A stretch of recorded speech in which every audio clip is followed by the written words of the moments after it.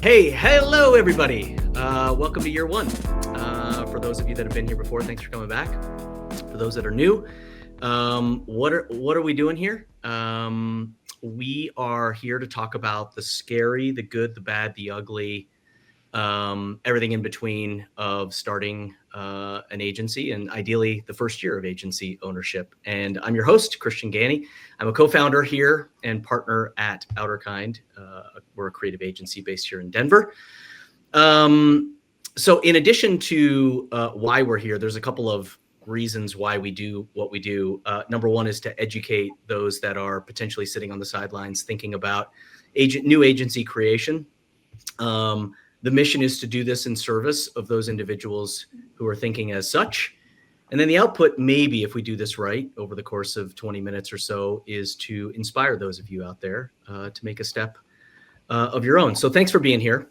Today is a 2-for-1 special, another beauty of an episode with two amazingly talented guests. I've got a little diatribe here that I worked on for you guys. Both Matt and Haley co-founded an agency called Partyland, which I think makes sense because you kind of make the average marketing shop look like a DMV, my own included, by the way. You don't just think outside the box. You set it on fire. You roast marshmallows over top of it. And then those marshmallows become part of some meticulously art-directed campaign launch. That's how good you guys are. So I am super excited to talk to you both. Please welcome co-founders of Partyland, Haley Hunter, Matt Heath. Hi. Hi. Thank you for that perfectly seasonal introduction too. Yeah. It's that time of year. Well, I appreciate you guys spending time with us on today's show. I think a lot of times there are questions that are asked that get repeated in these episodes. And I think the first I'd love to dive into just a little bit, which is, look, you both have a history of working at larger holdco agencies in your background. Why did the world need Partyland when you guys sat down around a round table and said fire roasting marshmallows? Did you guys decide the world needed Partyland? I don't know, Haley or Matt, if you would like to tackle that one. Yeah, it didn't. Great. We'll move right along. I think it didn't. No, and I do mean that. But we did. We needed it, and sometimes, in our line of work, you got to be a little selfish. You got to do what's right for your own career trajectory, and in our case, it was more of finding the proper outlet for our kind of creativity that we wanted to put out there, and just I don't know. I think we kind of wanted to prove to ourselves that we could do it, and it just sounded fun. And we didn't anticipate sitting here at year 8 now talking about Partyland. I think if you told me that we were going to be 8 years old someday, I would have probably said like maybe. That but we're definitely having as much fun now as we were when we got to play fast and loose, and I think I'm really proud that those opening vibes that we had, what we wanted to do and what we wanted to get away with and how we thought we could help brands still are is the mission today, and we're achieving that, so proud of that. 100%. Love it. I think it's been fun to realize that what's gotten traction between clients and within the industry with talent is similar to the need that we had. We wanted to do something different and new, both internally and the type of work that we were making. And the fact that so many people are interested in it, I think ultimately showed us that there was a place in the industry for a Partyland. So, Haley, maybe I can stick with you on this one. Congratulations on year 8, by the way. Huge achievement. Can you take me back to when the idea started? What was happening in your world and maybe a little bit in Matt's world, and how you guys came to the conclusion that you guys were going to, I'll use Matt's words, be a little bit more self-serving or selfish and just do this anyway?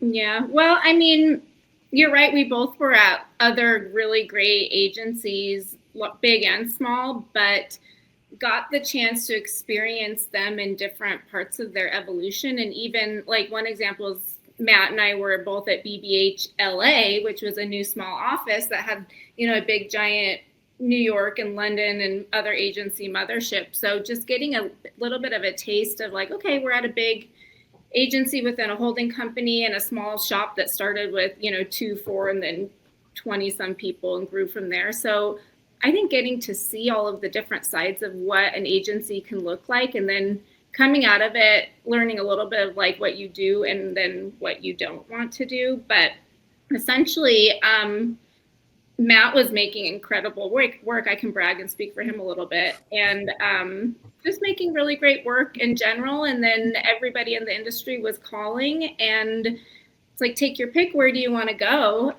And there wasn't a place that, he wanted to go that would have fit all of the bill. And then I personally was running just about every department within an agency besides creative at that point. And I wanted to bring a type of culture and empathy and a way to support the creative department within my own agency as well. Matt, I guess if I could turn to you here, I'm going to assume everything that Haley said, you were nodding your head backstage on. Was there some internal motivation for you also to use a new agency creation that you could sculpt with your co-founders that wasn't something you could find elsewhere? Yeah, for sure. I mean, when you're an employee at a place, it is very difficult to cultivate the opportunities for yourself that you think that you're best at. And, so as employees, a lot of times we end up getting put in positions that, we're not set up to do our best work, because sometimes the agency wants to bring in a bank and you just don't feel like you have any kind of opportunity, or experience or life experience or interest really even in working in a bank. I'm using that as an example, but, or it's less about the exact client. It's more about the kind of work that you do. And, if you think of yourself as a comedy writer and you're good at it and you can prove that out, and like you get put on something where it's, supposed to be really cool. And, I think most people would look at it and say like, oh, well, a good creative should be able to, make work regardless of the brand or the category or whatever the tone should be. And that's true. But if you're a really good comedy writer, then why waste your time and talents doing anything that doesn't make you happy? And so, and I'm not being self-referential about that, by the way, just want to throw that out. So anybody was like, okay, buddy. So I really wanted to, I thought that more specific was better. It was during a time where there was a lot of agencies that were really getting behind this like creative generalization, kind of approach. And that still pervades even today. I think, us deciding to be and talk about ourselves as a comedy shop and only really doing comedy, we still get comments from people who just be like, how does your business even succeed if you aren't everything to everyone? And it's just like, because we judge success completely different than most agencies. Most agencies are like, how much money did we make this year? And how do we get more money? And we see it as how much great work did we make? How effective was the work for our clients? And how do we find more opportunities to continue to do that stuff? And we just feel like, that old saying, if you love what you do, then you'll never work a day in your life. And I can honestly say there's been tough times at Partyland, of course, always, it's business, and marketing, it waves in the wind like a flag. And sometimes that flag is flaccid. But you certainly, but when times are good and there's wind in your back, at your back, like you don't work a day in your life here. It's completely and utterly enjoyable. There's so much good stuff that you talked about there, but I did want to circle back. I do want to talk about comedy in a second, because I think it's obviously a hallmark of what you guys do with just about every client. So you talked about how you wanted a place or you talked about how employees sometimes are not empowered to do their best work. Do you empower your employees to do their best work? And if so, how do you do that? How do you do it differently than what some of these larger holdcos tend to do? Well, that's a really good question, and probably a whole podcast on that. I don't want to monopolize. For sure. Yeah. In an effort to be brief, I'll use a briefing that we had today as an example. We have a brand that we're pitching. It's really exciting. They came to us, which is an important element of this, right? They know what we do, and I think that's at year 8. That's kind of the proliferation of like who we are and what we do is kind of like hit advertising culture, to a certain extent. And so brands come to us not asking us to do anything that isn't us. They know what we do. They've heard about us. They've seen our work, and they want us to come as Partyland. And, when you're briefing the team, you basically say, look, the only way you're going to fail is if you aren't completely selfish with the ideas that you bring back to us. And I don't want to see anything that feels like you're trying to work towards being right. I want to see what it looks like when you are just doing whatever you want that answers the brief. And, people who work here have complete and control over what ideas they bring to the table. And I've never once said to anybody, I would just like, the idea is abhorrent, but, I've never said that was bad, that you went too far. There's always something in if somebody has passion about it and you trust the people that you hire, which we do, even if the idea it feels far afield, there is something in there that came from a very, a place of great intelligence and, an energetic flow. And we just try to find that and amplify that little piece. So if it's wrong from a brief perspective, it's not going to be wrong, from an overall perspective. We can do our job as creative directors and help them find the right idea in there. So that's a long-winded way of saying we empower people and expect people to be inventive creatives. I don't want to see tracing. I don't want to see ideas that come from, feel like they were ads from other places or things that we've seen before. We're not in the business of doing diet comedy here. Yeah. This is part of the benefit of being smaller and independent is the talent is just flocking to these agencies right now from the other places within the industry. And when you hire right, we know right away who's a Partylander or not. And I mean, we just hired somebody a month ago that we have known for, 10 years. And that has been circling the conversations of Partyland until the time was right for everybody. So we know who our people are. We hire really well. Operationally, we're a mostly remote agency, so people can be humans and live their lives, and they can be parents, or they can be caretakers, or they can be athletes or outdoors people, or whatever they want to be where they are.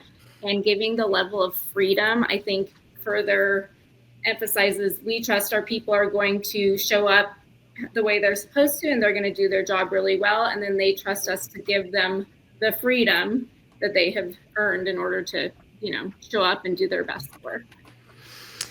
I love all of that. And it rings so true that when you cultivate something of your own, you're able to impart some of the lessons you've learned in places where you were maybe a little bit overly managed.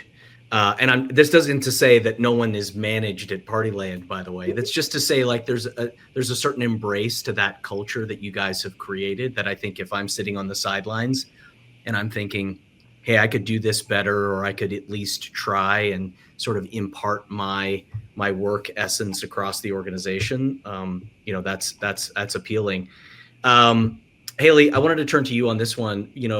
I know, again, these are all questions that I get on a regular basis as a co-founder as well. And I always love to ask this of the guests is, was there ever a moment where you seriously doubted or considered, like, maybe not considered, but questioned the decision to start this? And if there wasn't or was, I'd love to know either side of that coin.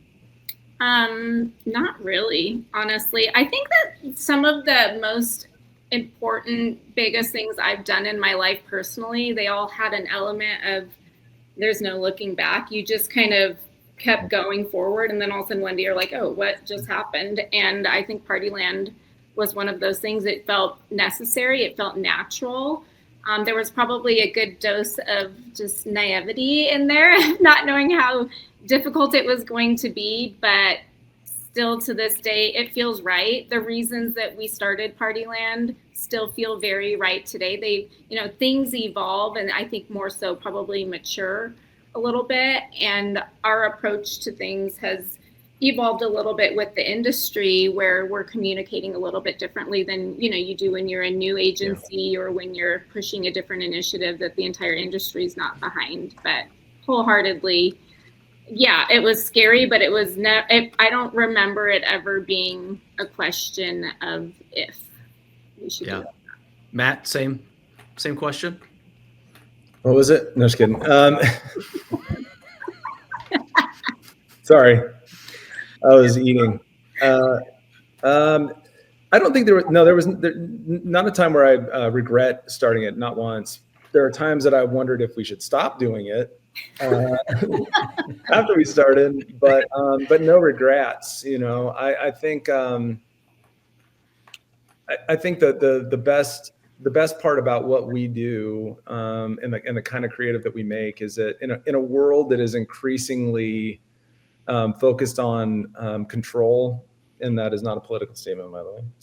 But in a world where control is becoming more accessible and more important, we still hold the torch for losing control, and that's ultimately what creativity is. And I think that's allowed us to be able to continue to succeed in a situation where other agencies might be struggling. It's tempting to be as it's tempting to take on the fears or the sickness of the host that we all feed on, which are brands. And they want to know why something's going to work. They want to know, they want to see proof that it's going to work. They want to see analytics up to the minute.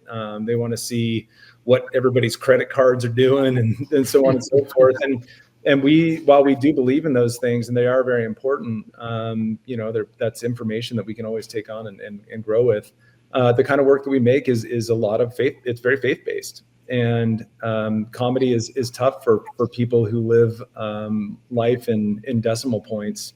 So you just gotta, as that's gotten tougher and tougher, I think we've just, instead of cowering to that, I think that we've, I'm really proud of us that we've just, held our heads even harder or even higher and worked even harder to continue to fight for what we believe in. And, that beacon has called in clients who are like us. They want to make great work that is built to be a gift to our audiences, and not an offering to the people who need to see that their investment in that company is going to be bolstered by all the information that you're about to disseminate on the checklist. Which ultimately they're happy in the end because it is a gift to that department too. Yeah. Sure. You talked about comedy early on. You just brought it back again. And, I've debated in our own agency, do we need to be just so razor focused on an application or a sentiment of feeling? We work with luxury brands and we work with fun brands, and never can one single tactic represent all of those. And I've always wondered, as it relates to Partyland, that comedy is a way through for any brand.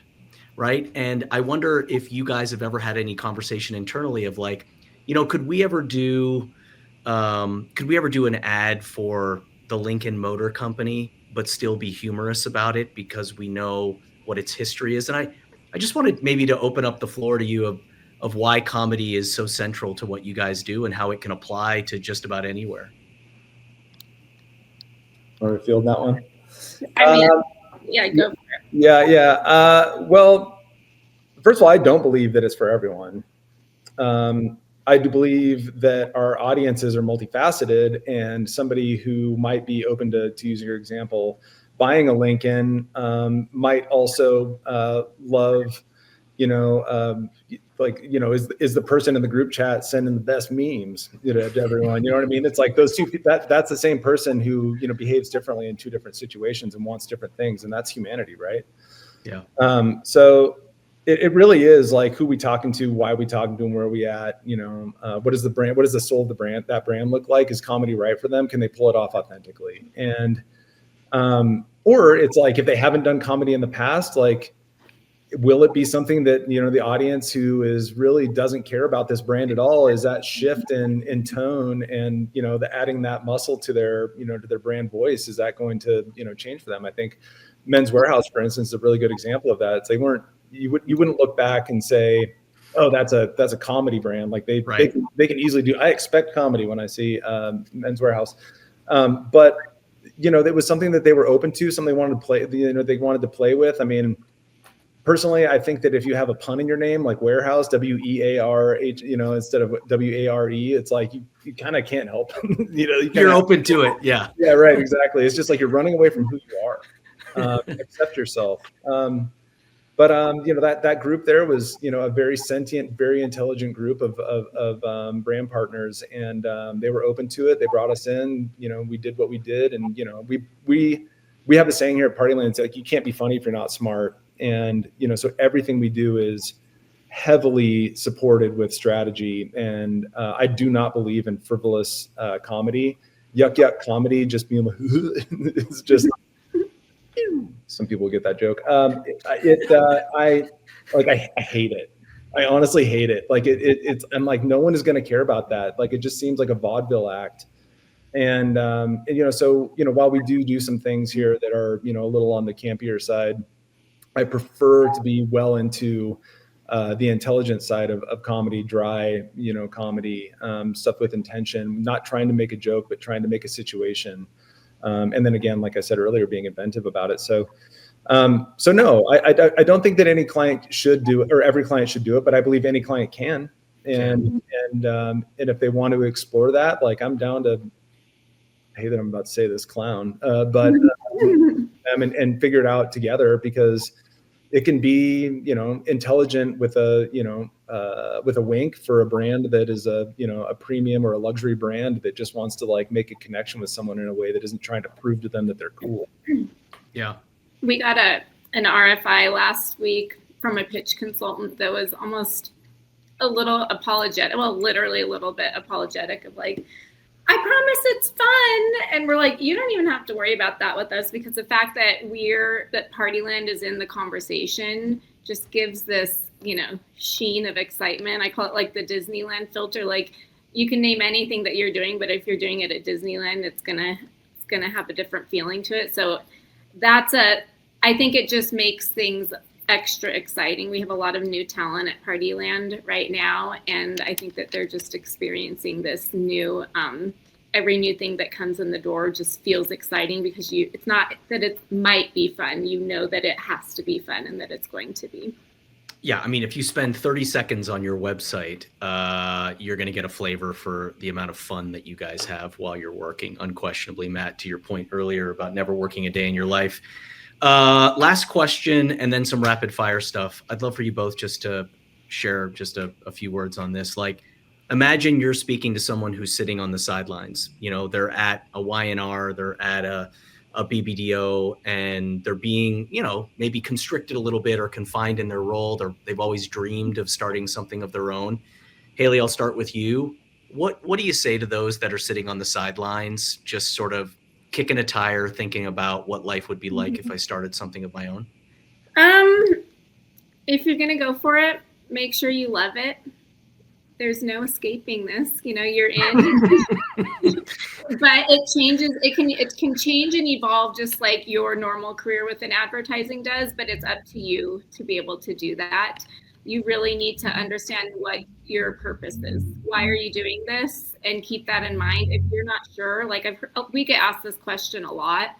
And I've been asked this question on panels where, just not everybody quite understands what they're in it for. And I say go for it. The other thing I really do want to urge to is there's so many great newish, independent, or evolving shops out there that would probably like to hear from you also. If you have that entrepreneurial spirit, or if you have learned what you don't want at the big agency, those other agencies, that are a few years in or starting out might have a place for you as well. Nice. Matt? You can't do it alone. And that's the naivety there. Some people believe that it's like, I had a great career and I won a gold lion or two. And it's just like that. Honestly, it doesn't matter. I wish I had known that anything that I had done prior to this mattered to anybody in any way, shape, or form, and it does not.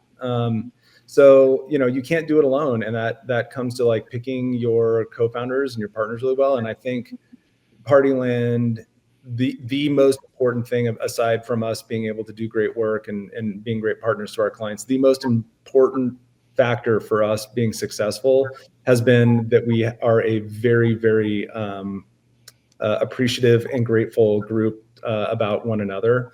I'm so glad that we picked the partners that we did, picking Haley and Andy and, everybody else who sits on the leadership team at Partyland is the reason why Partyland is able to do the kind of work that we do. So if you're going to start it, if you don't have people that you're, that you have 100% trust and faith in to do a great job alongside with you, you're going to struggle. So pick your partners wisely. It's just like a band. If you don't, you're not going to be 75 years old on stage, sitting next to Keith Richards, wondering like, man, how's he still alive? Lots of drugs is how he's still alive. A topic for another show. All right, listen, thank you. Last bit I like to call agency rapid fire, or ARF, Matt, as I alluded to at the outset. Okay. These are 3 questions. I'm going to ask you both. I'll start with Haley and then go to Matt. And same 3 questions. First thing that comes into your head. Are you guys both ready? Yes, you're both ready. Haley, biggest myth about running your own agency is what? I'm going to throw this on clients. I don't know if clients truly believe that the agencies so much love and get excited for working for them. And I personally am doing a lot of outreach to brands, and I shit you not, if I'm reaching out to you as a brand, I'm seriously stoked. Or somebody at Partyland was like, it would be so fun to work on this brand. And I like to think that every agency is that way, but it's not just a numbers thing for us.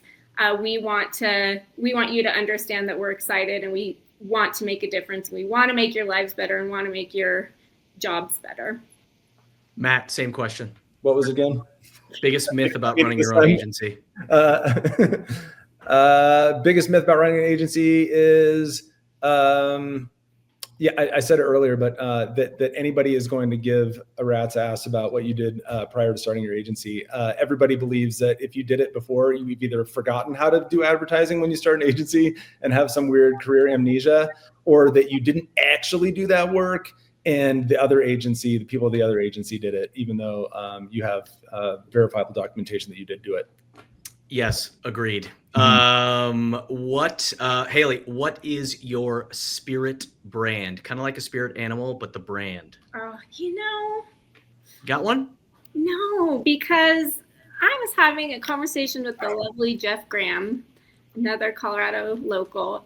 And he was talking, trust me, I've reached out to Sarah at Cracker Barrel last few years. It's more just like I was saying, the filter of like, I don't care if it's socks or lumber or data security or whatever. Like, if you're giving us like a little look, we're going to be excited. And Partyland, though, I will say we specialize in 3 areas: latent icons, challenger brands, and functionalists, and those can overlap. They can be 1, 2, or all 3 of those things. So we really like revitalizing brands, but essentially it's like, are you down to party? Are you down to go there and make the difference that your brand really needs? Because we want to go there with you. So Haley's answer is, I don't have an answer. Got it. Matt, over to you. I really like resurrecting dusty brands. It's my favorite thing in the whole world. We call them latent icons. Haley just mentioned that. So the ultimate resurrection would be Party City. Party City. May it rest in peace. May it.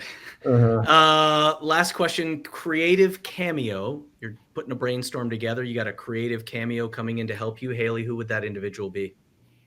Like, do you mean like a advertising talent? Like, could be anyone. Could be someone who you just think comes up with really good ideas and sits with you. Like, I would love to do it with John Candy. It's apropos now because he's got this movie that came up, but like, John Candy would be. I've got some bad news for you, Christian. Yeah, it's not going to work out for me, is it? Oh gosh. Honestly, I have worked every agency I've ever worked at. Matt Heath has worked there too, and I'm completely ruined. So it's like I'm not going to any briefing without him. So got it. So Matt's in the room. Matt, other than you being the star in the room, would there be another creative cameo you'd love to ideate with?